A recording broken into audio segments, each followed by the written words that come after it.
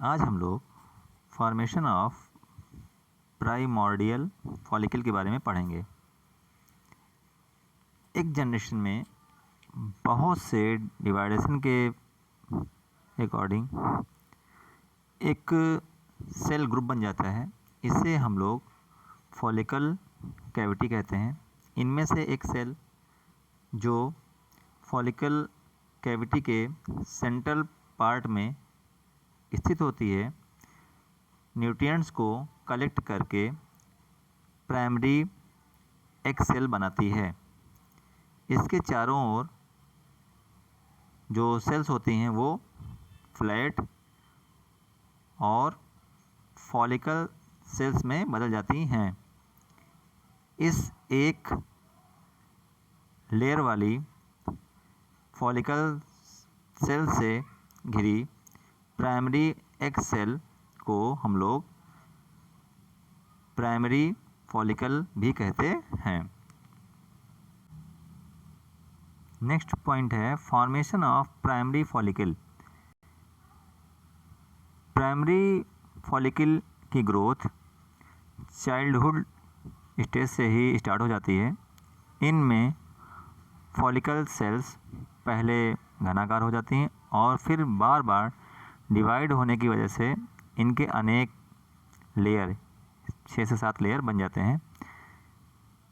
जब ये granulosa cell यानी कि कणीय कोशिकाएं कहलाती हैं, इस पर बने कवर को हम लोग मेम्ब्रेना ग्रेनुलोसा कहते हैं।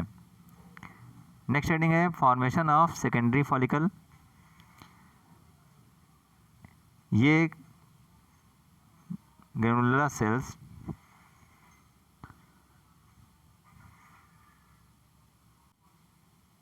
जोना पेल्यूसिडा से चिपक जाती हैं तथा इस लेयर को कोरोना रेडिएटा कहते हैं। इन सेल्स के आउटर लेयर पर एक बेस मेम्ब्रेन बन जाती है। इस सेल लेयर को हम लोग थीका फॉलिकुली कहते हैं। इसकी इंटरनल सेल्स फॉलिकुलर फ्लड को निकालती हैं। नेक्स्ट हेडिंग है formation of Graafian follicle. Puberty के बाद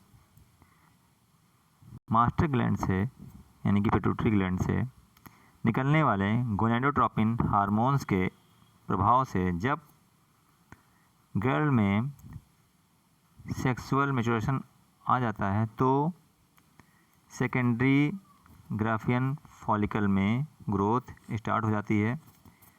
सबसे पहले सेकेंडरी फॉलिकल के प्राइमरी एग सेल के केंद्रक यानी कि न्यूक्लियस का फर्स्ट मैच्योरेशन डिवीज़न